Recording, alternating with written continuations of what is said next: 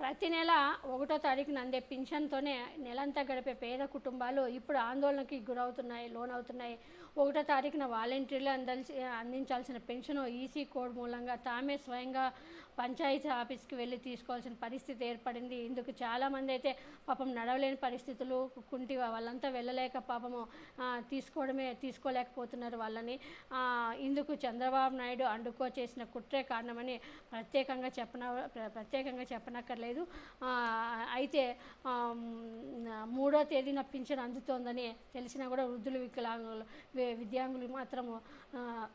వికలాంగులు మాత్రం సచివాలయ వద్ద పడిగాపులు పడుతున్న దృశ్యాలు కూడా కనిపిస్తున్నాయి. ఈ క్రమంలో విషాదం చోటు చేసుకున్నాయి. ఒక పింఛన్దారుడు మృతి చెందాడు. దీనిపై జగన్మోహన్ రెడ్డి గారు కూడా చలించిపోయినారని తెలుస్తుంది.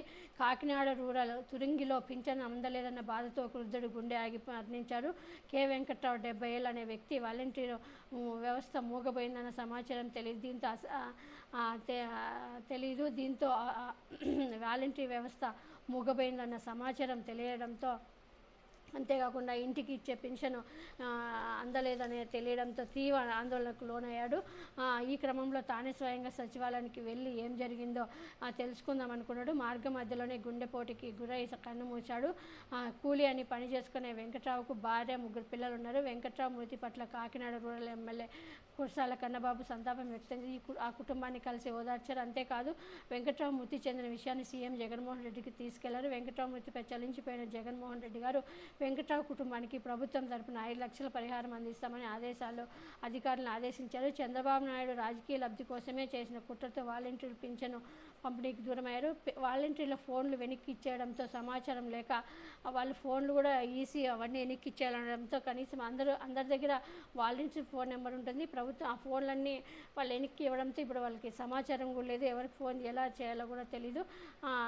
తెలియక సచివాలయానికి బయలుదేరాడు వెంకట్రావు. దాంట్లో మార్గ మధ్యలో గుండాగి చనిపోవడం విషాదకరం. వెంకట్రావు కుటుంబాన్ని ఆదుకుంటామని కుర్సాల కన్నబాబు ఈ సందర్భంగా తెలిపారు. తిరుపతిలో మరో వృద్ధుడు కూడా తిరుపతిలో జిల్లా వెంకటగిరి బంగారుపేటలో 80 ఏళ్ల వృద్ధుడు వెంకట్రావు మృతి చెందాడు.